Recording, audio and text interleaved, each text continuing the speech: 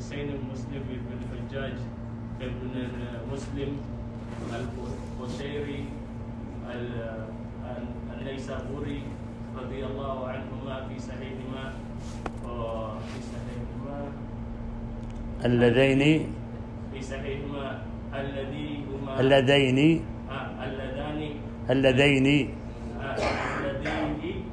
هما أصح الكتاب المصنف.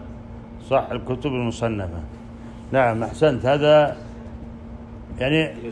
يعني لا بأس، فقط مرة ثانية تكون أكثر حفظ. بسم الله الرحمن الرحيم. الحمد لله رب العالمين، صلى الله وسلم على نبينا محمد وعلى آله وصحبه أجمعين. اللهم علمنا ما ينفعنا وانفعنا بما علمتنا وزدنا علما يا رب العالمين. سبحانك لا علم لنا إلا ما علمتنا إنك أنت العليم الحكيم. هذا الدرس هو الدرس الأول في 40 النووية. وال40 النووية هو متن ايش؟ في ايش؟ في أي فن؟ في الحديث، في حديث الرسول صلى الله عليه وسلم.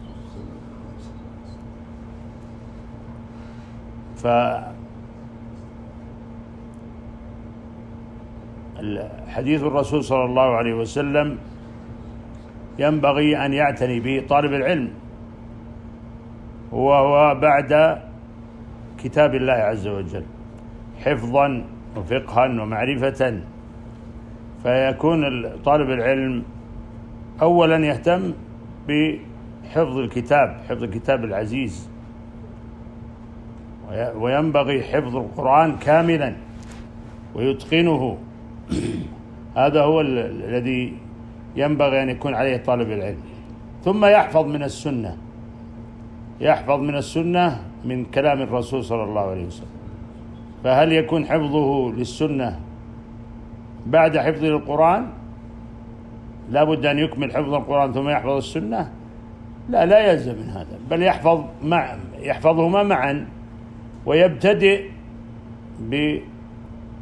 بالمتون المختصرة النافعة المفيدة التي وضعها العلماء رحمهم الله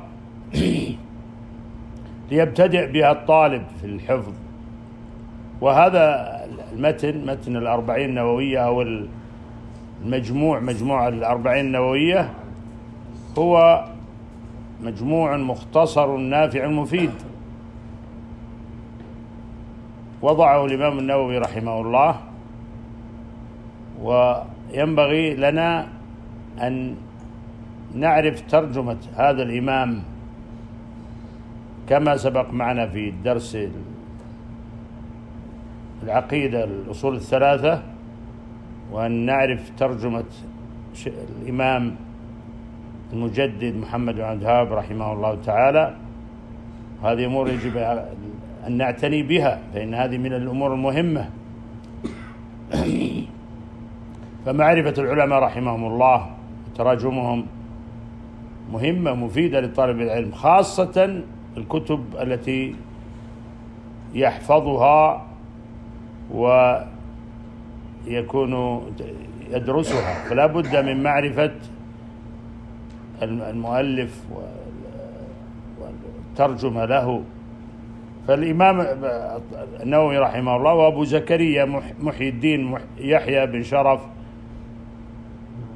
ابن مري النووي رحمه الله، وهو من نوى بلد في الشام. وأبوه كان تاجرا يبيع في التجارة، وكان شيخا صالحا، واعتنى بابنه وفي طلب العلم. وقد ولد الإمام النووي رحمه الله في السنة 631، ويلقب بمحي الدين، وكان يكره هذا اللقب لأنه يقول أن الدين حي بلا محي الدين، هكذا يرى رحمه الله، حتى قال إني لا أحل من يلقبني بمحي الدين. وكانت الألقاب سائرة في ذلك الوقت، وقد اجتهد رحمه الله في طلب العلم اجتهادا عظيما، تقيل أنه لا يغادر المسجد، حتى أنه يعني كان يعيش في مكان في المسجد طيلة وقته، وتفقه على مذهب الشافعي رحمه الله، فهو شافعي المذهب، وألف تصانيف كثيرة نافعة مفيدة، ومن تصانيفه هذا المتن مثل الأربعين النووية، ومن أشهر أيضا تصانيفه رياض الصالحين الذي جمع فيه الأحاديث وبوبها رحمه الله. كان هذا الكتاب نافع أيضا مفيد، وكتب الله له القبول حتى أنه يقرأ في المساجد. وأيضا من تصانيفه النافعة المفيدة أنه شرح صحيح مسلم، وله في مذهب الشافعي المجموع، شرح المهذب في المذهب الشافعي رحمه الله. وتوفي في 24 من شهر رجب من سنة 76 و600، وتوفي صغيرا رحمه الله، يعني عمره لم يتجاوز 46، فتوفي صغيرا رحمه الله. هذا الإمام النووي رحمه الله الذي ألف هذا المتن الذي نحفظه، وينبغي أن نعرف مكانة الحديث، حديث الرسول صلى الله عليه وسلم، فإن الله عز وجل أنزل الكتاب القرآن على نبيه صلى الله عليه وسلم وحفظه، فقال إنا نحن نزلنا الذكر وإنا له لحافظون. ثم إن الله عز وجل جعل هذا القرآن فيه أمور مجملة يفصلها ويبينها الرسول صلى الله عليه وسلم، كما سبق معنا مثلا الصلاة، وهي الركن الثاني من أركان الإسلام، ذكر الله عز وجل في كتابه كثيرا، تجاوز 100 ذكر الصلاة في القرآن، لكنه لم يذكر الله عز وجل فيها كيفية الصلاة ومتى وعدد ركعاتها مثلا، لم تذكر في القرآن، وإنما جاءت في السنة، فالسنة مكملة للقرآن. قال النبي صلى الله عليه وسلم: ألا إني أوتيت القرآن ومثله معه، يعني السنة. وقال الله عز وجل عن نبيه فيما يبلغه عن ربه عز وجل: وما ينطق عن الهوى إن هو إلا وحي يوحى. فكل ما ينطق عن الرسول صلى الله عليه وسلم فهو وحي من عند الله. وقال الله عز وجل: لقد من الله على المؤمنين إذ بعث فيهم رسولا من أنفسهم يتلو عليهم آياته ويزكيهم ويعلمهم الكتاب والحكمة وإن كانوا من قبل لفي ضلال مبين. يعلمهم الكتاب هذا القرآن، والحكمة السنة. وقال الله عز وجل في خطابه لزوجات النبي صلى الله عليه وسلم: واذكرن ما يتلى في بيوتكن من آيات الله والحكمة. فآيات الله كتاب الله عز وجل، والحكمة هي السنة. وقال الله عز وجل: وأنزلنا إليك الذكر لتبين للناس ما نزل إليهم. فأنزل عليه الذكر والقرآن ليبين للناس ما نزل إليهم، فيبين لهم الصلاة ويبين لهم الأحكام ويبين لهم، كلها في السنة. فالسنة هي المصدر الثاني من مصادر التشريع، وهي الوحي الثاني. الوحي وحيان: وحي القرآن ووحي السنة. ووحي القرآن هو الكتاب الذي بين دفتي مصحف الذي حفظه الله عز وجل، وقال: بل هو آيات بينات في صدور الذين أوتوا العلم. فأثنى على من حفظه ووصفهم بأنهم أوتوا العلم. إبراهيم وصفهم بأنهم أوتوا العلم. كذلك السنة ينبغي أن تحفظ وأن يحفظها طالب العلم. وكما أسلفت يحفظ من القرآن ويحفظ السنة. أما القرآن فينبغي أن يحفظه كاملا، طالب العلم يحفظ القرآن كاملا. وهكذا كان مسلك العلماء في القديم وفي الحديث إلى وقت قريب. كان بعض العلماء لا يدخل الطالب في حلقته حتى يتم حفظ القرآن. فحفظ القرآن أمر مهم ينبغي أن يحرص عليه طالب العلم. ولو نظرتم في تراجم العلماء أنهم كلهم يحفظون القرآن ويحفظونه مبكرين في أول أعمارهم، فمنهم من لم يتجاوز 10 يحفظ القرآن. فطالب العلم لابد أن تكون له همة عالية في حفظ القرآن، وأن يسلك في ذلك مسلكا جادا في حفظ القرآن، ويحفظ كذلك من السنة ويتدرج في ذلك. فأول ما يحفظ في السنة هو هذا 40 النووية، لأنها أحاديث منتقات انتقاها الإمام النووي رحمه الله من حديث كثيرة، واجتباها لتكون أصل من أصول الدين. وتنوعت هذه الحديث ما بين حديث في الأحكام، وحديث في الآداب والأخلاق، وحديث في الرقائق. هذه الحديث 40، وهي 42 وليست 40، ولكن يذكر الكسر لا يذكر. هكذا عند العرب أنهم لا يذكرون الكسر، فيذكرون الرقم الأكبر وهو ألفاظ العقود، لا يذكرون ما بعده. فهو رحمه الله جمع 42 حديثا وسماها 40 النووية.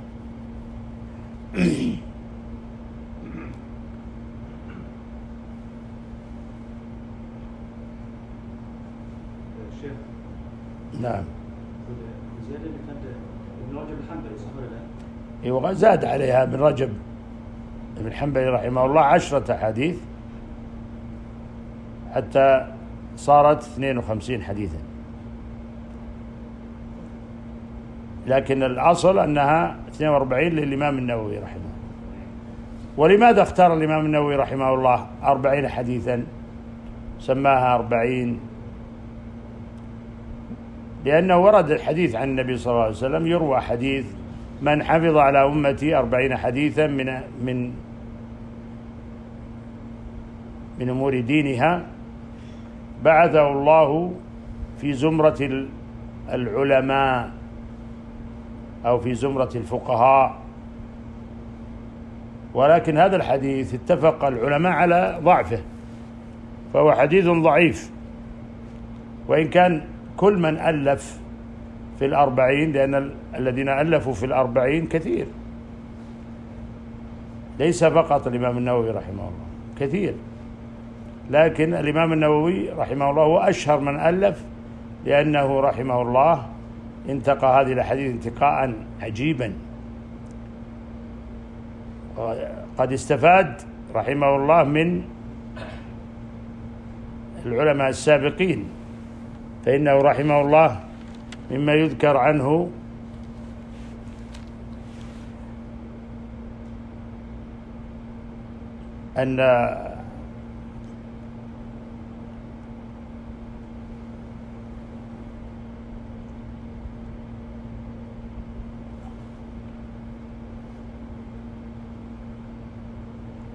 أن أحد العلماء رحمه الله، نسيت من هو، من شيوخ الإمام النووي رحمه الله، كان في مجلس من مجالس العلم انتقى 26 حديثا، وأخذ يشرحها ويتكلم فيها.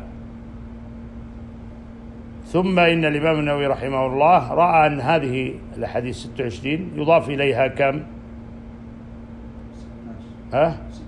16 26 زد عليها 42 كم؟ 16 حديث، فجمع في ذلك 42 حديث. وقد سبق كما قلت سبق الإمام النووي علماء ألفوا في الأربعينيات، فمنهم عبد الله بن مبارك، ومنهم محمد بن أسلم الطوسي والدارقطني والحاكم والبيهقي وغيرهم. وقد يعني الذي حرك العلماء لوضع الأربعين هو هذا الحديث الضعيف، يعني لأنه من حفظ على أمتي 40 حديثا من أمر دينها بعثه الله في زمرة الفقهاء أو في زمرة العلماء. لكن الإمام النووي رحمه الله قال أجمع الفقهاء أو العلماء أو المحدثون على أن هذا الحديث ضعيف، لكن العلماء رحمهم الله يجوزون العمل بالحديث الضعيف في فضائل الأعمال، فهذا الحديث في فضائل الأعمال.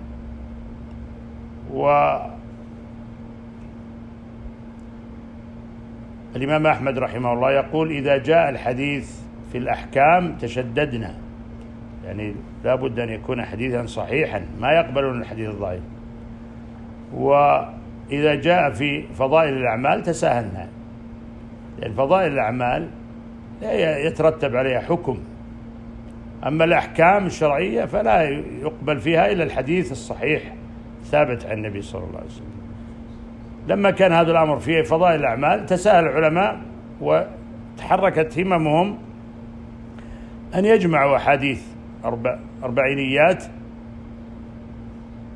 والإمام النووي رحمه الله قال في مقدمته وقد استخرت الله في جمع 40 حديثا اقتداء بهؤلاء الأئمة الأعلام الذين سبق ذكرهم كعبد الله بن مبارك ومحمد بن أسلم الطوسي والدارقطني والحاكم والبيهقي. يقول اقتداء بهؤلاء الأعلام أو الأئمة الأعلام وحفاظ الإسلام. وقد اتفق العلماء على جواز العمل بالحديث الضعيف في فضائل الأعمال. ومع هذا يقول رحمه الله فليس اعتمادي على هذا الحديث بل على قول النبي صلى الله عليه وسلم ليبلغ الشاهد منكم الغائب، وقوله صلى الله عليه وسلم نظر الله امرأ سمع مقالتي فوعاها فأداها كما سمعها. يعني الإمام النووي رحمه الله يقول إن سبب جمعي لهذه الأحاديث ليس الحديث هذا الذي ذكر في 40 من حفظ على أمتي 40 حديثا، لأنه حديث ضعيف، وإنما اعتمادي يا محمد وإنما اعتمادي على إيش؟ على حديث نظر الله امرأ سمع مقالتي فوعاها، وقبله حديث ليبلغ شاهد الغائب، لأن الرسول صلى الله عليه وسلم لما قال يبلغ الشاهد منكم الغائب، فهكذا يبلغ العلم. فالصحابة رضي الله عنهم هل هم كانوا يشهدون مجلس النبي كلهم؟ لا، ما كانوا يجب. حتى إن عمر رضي الله عنه على فضله ومكانته كان يتناوب هو واحد الأنصار الذهاب إلى مجلس النبي صلى الله عليه وسلم، لأنهم كانوا يعملون ويكتسبون ويسترزقون فينشغلون في بعض الأمر. يقول عمر رضي الله عنه فكنت يعني أتناوب أنا وأخي لي من الأنصار، لأنه كان اشترك معه في زراعة، فكان أحدهم يقوم على هذه الزراعة والآخر يذهب إلى رسول الله صلى الله عليه وسلم وعمر رضي الله عنه. فالرسول صلى الله عليه وسلم قال يبلغ الشاهد منكم الغائب، فهكذا تبلغنا العلم من هؤلاء الصحابة الكرام رضي الله عنهم، فبلغ الشاهد منهم الغائب كما أمر الرسول صلى الله عليه وسلم.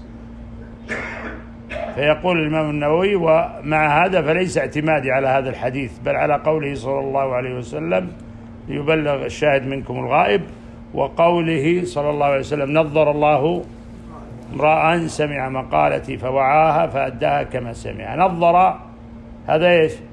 وش يصير؟ يصير عبد المجيد قول الرسول صلى الله عليه وسلم نظر الله امرأ سمع مقالتي، ماذا يكون إذا يسمى نظر؟ أيوة. وما هو الأسلوب هذا؟ الأسلوب ما دعاء. أحسنت يا عبد العزيز، دعاء. الرسول صلى الله عليه وسلم يدعو لمن سمع مقالته، سمع حديثه فوعاها، يعني أحضر قلبه. ما هو بينام يا محمد في مجلس حديث رسول الله تنام، خليك منتبه. فوعاها يعي، ينتبه ويعي. فالرسول صلى الله عليه وسلم يدعو لمن وعى حديثه بأن ينظر الله وجهه. ما معنى نظر يا عبد المجيد؟ لا أنا أتكلم عبد المجيد. أيوة لأن جاء السؤال. أيوة ما معنى نظر؟ ها؟ أي المعنى. إيه؟ وجوه يومئذ ناظرة إلى ربها ناظرة تعرف في وجوههم نظرة النعيم. النظارة هي الجمال والبهاء، الجمال والبهاء نظر. فالرسول صلى الله عليه وسلم يدعو لمن يحفظ حديثه صلى الله عليه وسلم أن ينظر الله وجهه. ولذلك قال العلماء إن أكثر الناس نظارة في وجوههم هم أهل الحديث الذين حفظوا عن رسول الله صلى الله عليه وسلم حديثا. ها؟ هذا معنى إيه؟ من النظارة وهي البهاء والجمال. فالرسول صلى الله عليه وسلم يقول نظر الله امرأ سمع مقالتي فوعاها فأداها كما سمعها. فالذي يحفظ حديث الرسول صلى الله عليه وسلم كما ورد، يعني يأتي به كما ورد، هذا دعا له النبي صلى الله عليه وسلم بالنظارة. نظر الله امرأ سمع مقالتي، ودعاء النبي صلى الله عليه وسلم مستجاب. فهذا من الأمور المهمة في حفظ الحديث الرسول صلى الله عليه وسلم. والأربعون النووية هذه الأربعون الأحاديث التي ألفها جمع من أهل العلم، اختلفت مصنفاتهم، فمنهم من جمع في أصول الدين 40، ومنهم من جمع في الزهد، ومنهم من جمع في الآداب، منهم من جمع في الجهاد، حديث في الجهاد. أما الإمام النووي رحمه الله فجمعها في كل هذه الفنون، وهذا مما يميز هذه 40 عن غيرها. ثم إنه رضي الله عنه ورحمه الإمام النووي التزم كما قال رحمه الله، التزم في هذه 40 أن تكون صحيحة، حديث صحيحة، ومعظمها في إيش؟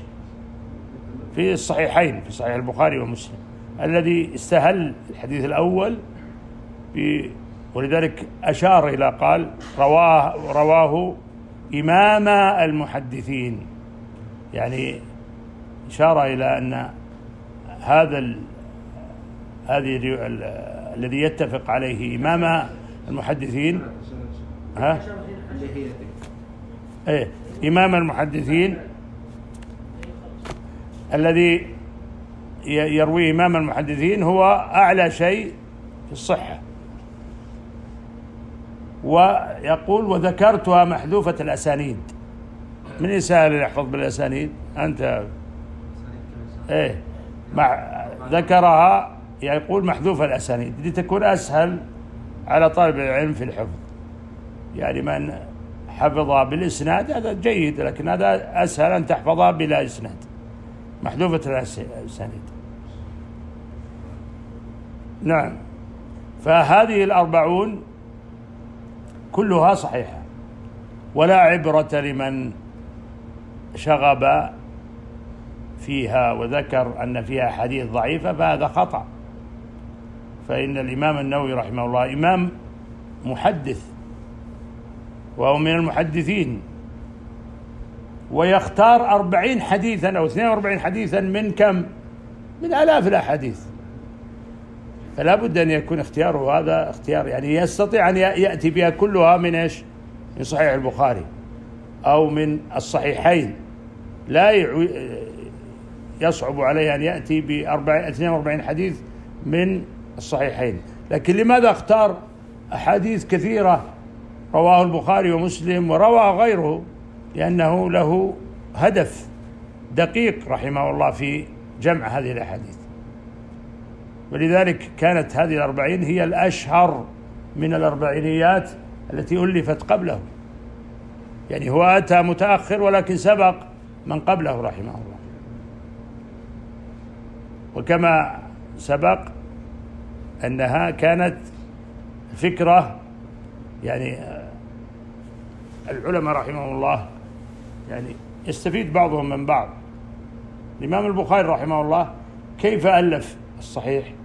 يقول: كنت في مجلس فقال أحد شيوخه: لو أن أحدا يعني وضع نفسه ليجمع الأحاديث الصحيحة الثابتة عن النبي صلى الله عليه وسلم ويجتهد في ذلك، يقول: فوقرت في قلبي هذه الكلمة فألف الكتاب الصحيح. يعني اقتراح كان من أحد شيوخه. الإمام النووي رحمه الله ألف هذه 40 بداية يعني هذه 40 أو فكرة 40 أن شيخه أبو عمرو بن الصلاح وهو من المحدثين أيضا كان يملي عليهم كم 26 حديث في الأحكام وفي فأزاد عليها كما قلت يا أبو عمار 16 حتى صارت 42 18 ولا 16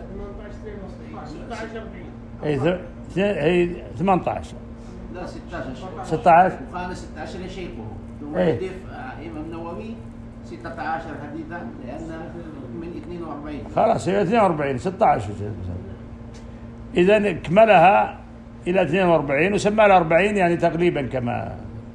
ثم إن الإمام كما ذكر عبد المجيد الإمام الحافظ بن رجب الحنبلي أحمد بن رجب الحنبلي رحمه الله زاد إيش 10 حديث عليها أو 8 لا 8 كملها 50 8 فلما زاد 8 كملها 50 وشرحها في جامع العلوم والحكم وهو شرح نافع مفيد. جامع العلوم والحكم هذه هي يعني الكلام عن 40 والأربعينيات. هذه مقدمة في شرح 40 النووية ينبغي أن يعرفها طالب العلم. وطلب العلم يا أخواني له أصول، يعني ينبغي أن يسلك هذه الأصول طالب العلم، ومن لم يتقن الأصول فإنه يحرم إيش الوصول. فلا بد أن تتقن الأصول حتى تصل إلى إيش الهدف والغاية في طلب العلم. ومن رام العلم جملة، لو واحد راح يحفظ البخاري قال أنا أنتم الآن تشغلون في 42 حديث بس، وهذه الأحاديث فيها البخاري ومسلم وغير البخاري ومسلم، لا أنا أريد أن أحفظ البخاري فقط أو أريد أن أحفظ المتفق عليه اتفق عليه إمام المحدثين البخاري ومسلم. قال له لا، ينبغي أن تتدرج في الحفظ، فتحفظ أولا في حفظ الحديث أولا 40 النووية، تحفظ 40 النووية أولا، ثم تحفظ بعدها إيش عمدة الأحكام، ثم تحفظ بلوغ المرام قبل أن تحفظ الصحيحين أو تحفظ البخاري أو مسلم. فإن هذا الحفظ هو الأساس والأصل، وأول حفظ 40 تحفظه بلا خطأ بلا غلطات.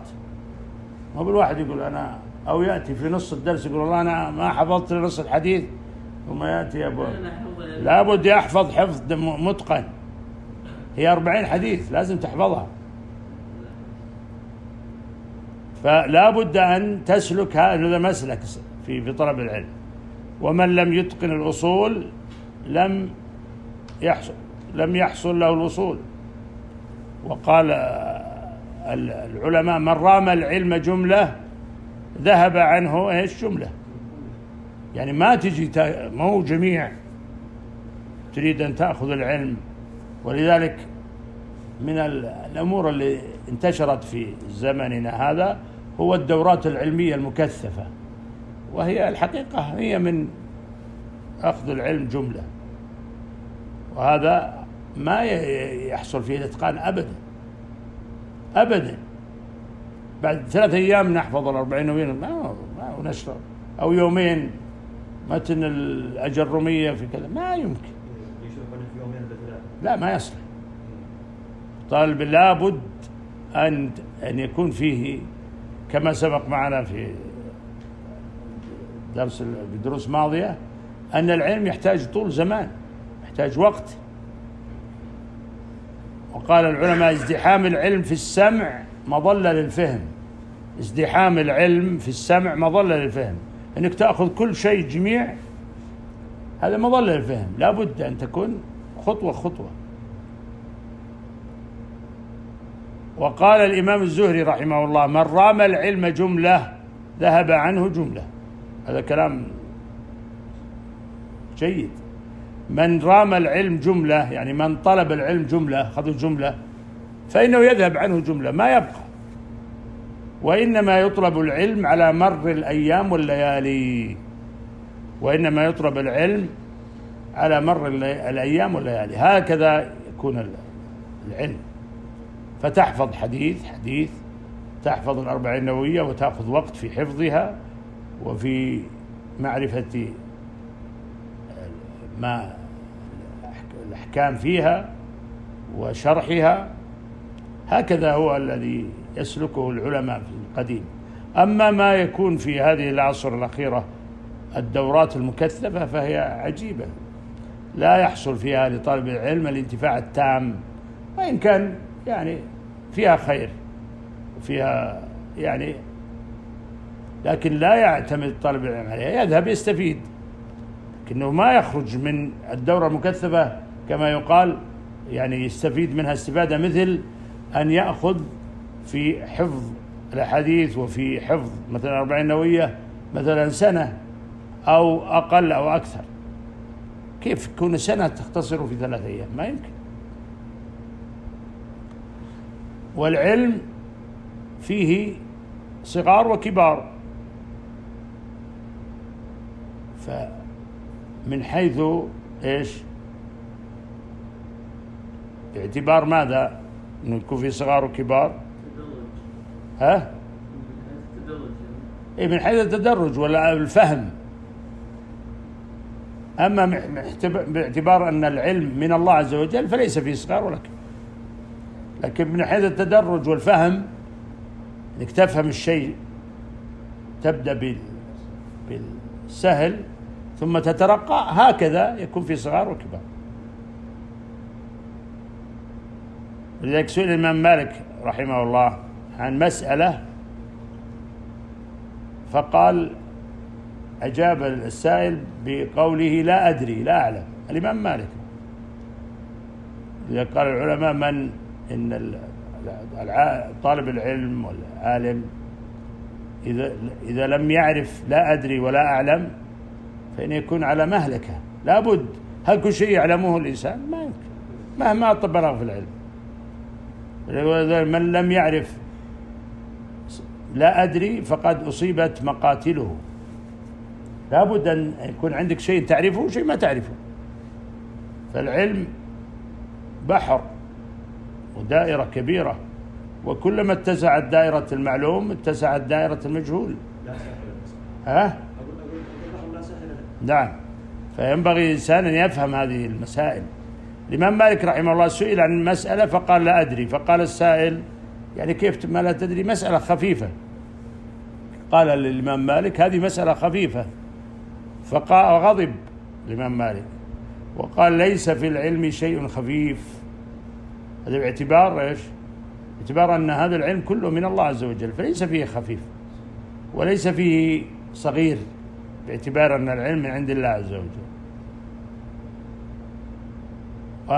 ثم قال وأما سمعت قول الله عز وجل سنلقي عليك قولا ثقيلا، إن سنلقي عليك قولا ثقيلا، فهو ثقيل، العلم ثقيل وليس خفيف، وليس فيه صغير، وليس فيه قشور كما يذكر بعض الجهلة،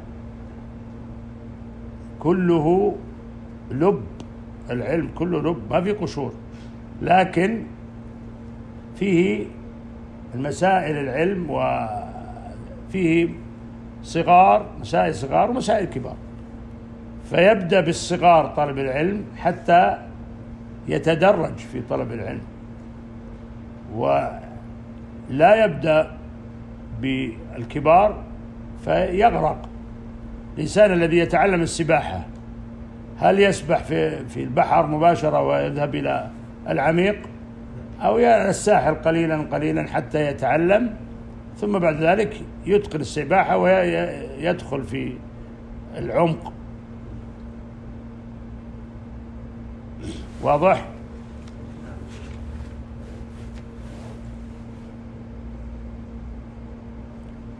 هذا الحديث الذي هو كلام الرسول صلى الله عليه وسلم هو كلام كما سبق معنا وحي من عند الله عز وجل، لأن الله عز وجل قال عن نبيه وما ينطق عن الهوى إن هو إلا وحي يوحى. وهذا الكلام الذي يقوله الرسول صلى الله عليه وسلم هو يعني كلام عظيم مختصر فيه معاني جليلة كبيرة في كلمات قليلة، كلمات قليلة يقولها الرسول صلى الله عليه وسلم تحمل معاني كبيرة عظيمة، وهذا يسمى جوامع الكلم، وقد خص الله نبينا صلى الله عليه وسلم بذلك، وقال إني أوتيت جوامع الكلم واختصر لي الكلام اختصارا، فيقول الكلمات القليلة صلى الله عليه وسلم التي تحمل المعاني الكبيرة الكثيرة. قال الرسول صلى الله عليه وسلم بعثت بجوامع الكلم.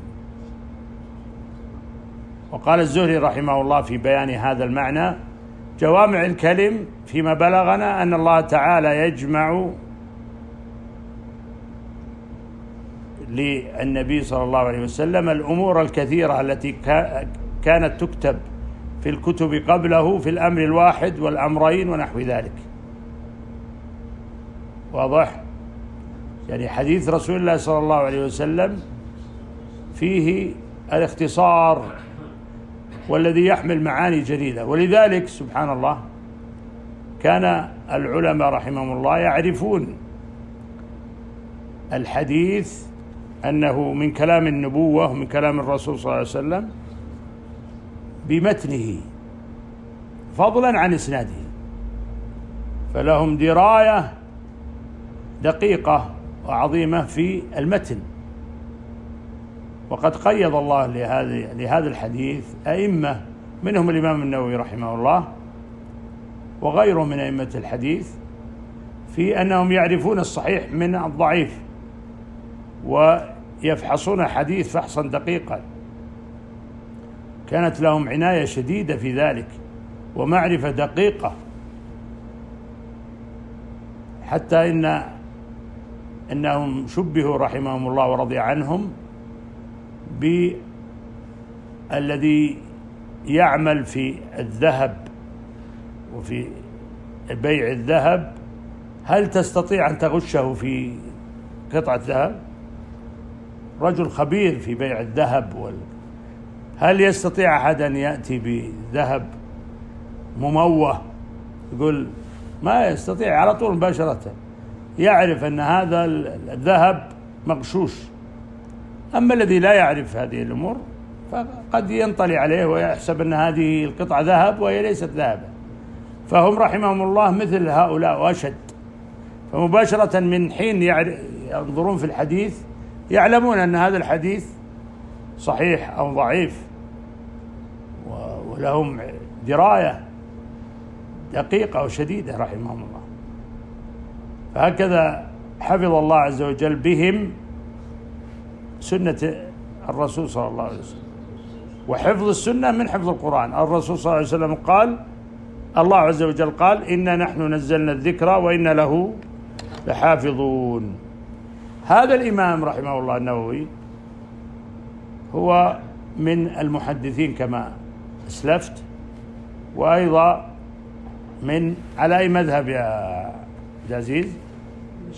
المذهب الشافعي رحمه الله. والمذاهب هذه اشتهرت في القديم في بلاد الإسلام،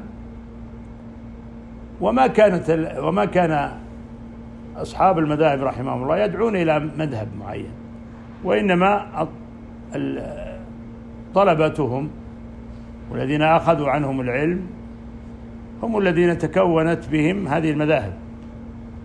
وإلا كلهم رحمه الله، الإمام مالك، الإمام أبو حنيفة ومالك الترتيب الزمني، والشافعي وأحمد، كلهم رحمهم الله ما كانوا يدعون إلى مذهب أو يقولوا اتبعونا، خلكم خذوا بأقوالنا لا تأخذوا بغيرها. لا، ما كانوا، كلهم رحمهم الله لا يقولون ذلك، بل كانوا يقولون إذا صح الحديث كما يذكر عن الشافعي رحمه الله فهو مذهبي، وإذا صح الحديث فاضربوا بقولي عرض الحائط. هكذا العلماء رحمه الله في المذاهب. فتكونت المذاهب بسبب إيش؟ أن طلبة هؤلاء العلماء يعني أخذوا ينصرون أقوالهم، ثم اشتهرت وانتشرت وصارت في كل بلد لها يعني اتباع لمذهب معين. فمثلا في عصر الإمام النووي كان في الشام في دمشق يتبعون مذهب الإمام الشافعي رحمه الله، فهو رحمه الله تفقه على مذهب الشافعي. وفي عصره أيضا كان هناك خلل وخطأ في تأويل صفات الله عز وجل، وكان رحمه الله من الذين وقعوا في هذا الخطأ. الإمام النووي يجب أن ننتبه لهذا. الإمام النووي رحمه الله على علمه وفضله، إلا أنه في بعض الصفات يؤولها تأويلا خاطئا، وهذا التأويل على خلاف ما كان عليه السلف الصالح من القرون الأولى. فإن الذي عليه السلف الصالح رحمهم الله ورضي عنهم من الصحابة ومن بعدهم من قرون الأولى كانوا على غير ما كان عليه هؤلاء الذين وقعوا في التأويل، ومنهم الإمام النووي رحمه الله. وهذا لا يقلل من فضله رحمه الله، لأنه رحمه الله عاش في هذا الوسط، كما أنه اتبع المذهب الشافعي كذلك اتبع في مسألة الصفات في تأويلها على خلاف الحق. لذلك قال الشيخ محمد بن عثيمين رحمه الله في مقدمة شرحه لهذه الأربعين لما ذكر الإمام النووي قال: وهو رحمه الله مجتهد يخطئ ويصيب، وقد أخطأ رحمه الله في مسائل الأسماء والصفات، فكان يؤول فيها لكنه لا ينكرها. فمثلا استوى على العرش، يقول أهل التأويل معناها استولى على العرش، لكن لا ينكرون السواء، لأنهم لو أنكروا الاستواء تكذيبا لكفروا، فهم يصدقون به ولكن يحرفونه. ومثل هذه المسائل التي وقعت منه رحمه الله من النووي رحمه الله، خطأ في تأويل بعض نصوص الصفات، إنه أخطأ فيها رحمه الله. قال إنه لمغمور بما له من فضائل ومنافع جمة، يعني مغمور في بحر حسناته رحمه الله، ولا نظن أن ما وقع منه إلا صادر عن اجتهاد وتأويل سائغ ولو في رأيه، وأرجو أن يكون من الخطأ المغفور، وأن يكون ما قدمه من الخير والنفع من السعي المشكور، وأن يصدق عليه قول الله تعالى إن الحسنات يذهبن السيئات. يعني أن هذا الإمام رحمه الله النووي وقع في هذا الخطأ في تأويل بعض الصفات، ولم يسلك مسلك السلف رحمهم الله، لأن بيئته ومن حوله كانوا على هذا المنهج فسار على طريقهم، وهذا خطأ، ولكن يعتذر له كما ذكر الشيخ العلامة محمد بن عثيمين في هذا الكلام المفيد النافع. يقول ولقد ضل قوم من الخلف الخالفين الذين أخذوا يسبونه سبا عظيما، حتى بلغني أن بعضهم قال يجب أن يحرق شرح النووي على صحيح مسلم، نسأل الله العافية. هذا من بعض الغلو والخطأ في الموقف من هذا الخطأ الذي وقع منه من أئمة الإسلام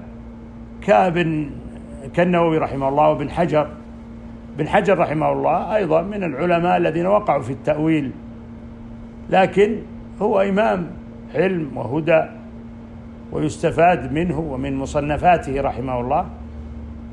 ومن أعظم مصنفاته ابن حجر رحمه الله فتح الباري شرح صحيح البخاري، الذي قال عنه العلماء لا هجرة بعد الفتح لما أبدع فيه من الشرح، وقد جلس في شرحه واستغرق وقتا طويلا في شرح صحيح البخاري، قيل جلس 20 سنة وهو يشرح هذا، يعني يؤلف هذا الشرح في بعض تأويل الصفات. قد علق عليه الشيخ عبد العزيز بن باز رحمه الله، يعني قرئ عليه وعلق على بعض الأخطاء فيه. ومنهج العلماء كما ذكر الشيخ محمد بن عثيمين هنا أن يستفاد من هؤلاء، وأن يعتذر لهم ويدعى لهم بالمغفرة، أن الله يتجاوز عن خطئهم هذا، وألا يوقف مثل هذا الموقف الخاطئ الذي عبر عنه الشيخ بقوله ولقد ضل قوم من الخلف الخالفين الذين أخذوا يسبونه سبا عظيما، حتى بلغني أن بعضهم قال يجب أن يحرق شرح النووي على صحيح مسلم. كذلك نعم، كذلك هذا من الجهل الكبير. يقول فالنووي نشهد له فيما نعلم من حاله بالصلاح، وأنه مجتهد، وأن كل مجتهد يصيب وقد يخطئ، فإن أخطأ فله أجر واحد، وإن أصاب فله أجران. فرحم الله الإمام النووي، رحم الله العلامة الشيخ محمد بن عثيمين على هذا الكلام النافع، أنه لا يجب يا إخواني أن ننبه على هذا الخطأ الذي وقع فيه الإمام النووي. ما أن بعض الناس يشرح مثلا ويتكلم عن النووي ثم لا يشير إلى هذا الخطأ، هذا خطأ لا بد أن يشار إلى مثل هذا وينبه عليه، ولكن يعني يجب أن نقف الموقف الصحيح من هذا الخطأ الذي وقع فيه أئمة من أئمة الإسلام كالإمام النووي رحمه الله وابن حجر وغيرهم،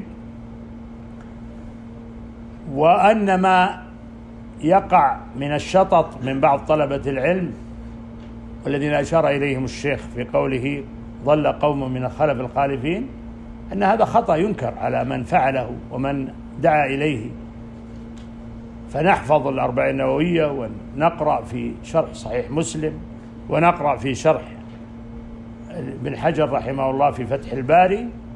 ثم إذا مر علينا شيء من الخطأ الذي وقعوا فيه رحمهم الله ينبه عليه العلماء، كما فعل الشيخ عبد العزيز بن باز رحمه الله في التنبيه على ما وقع من أخطاء في فتح الباري في تأويل بعض الصفات.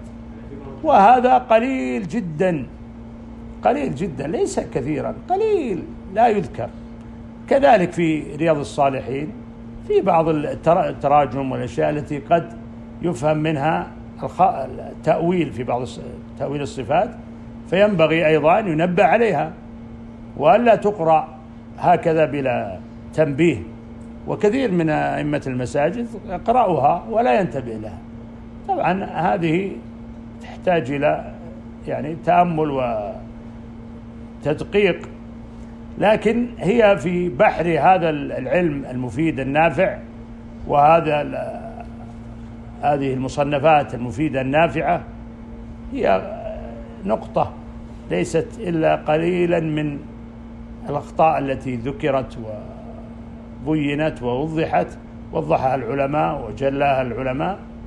فينبغي لطالب العلم أن وهو يعني يقرأ في هذه الكتب أن ينتبه لهذا، وينبغي أن إذا ذكر الأئمة هؤلاء أن ينبه على أنهم قد وقعوا في مثل هذا ويعتذر لهم، ويسأل الله عز وجل أن يعفو عنهم وأن يغفر لهم، فإنهم رحمهم الله أئمة وعلماء مجتهدون بذلوا وسعهم في الخير ونشر العلم.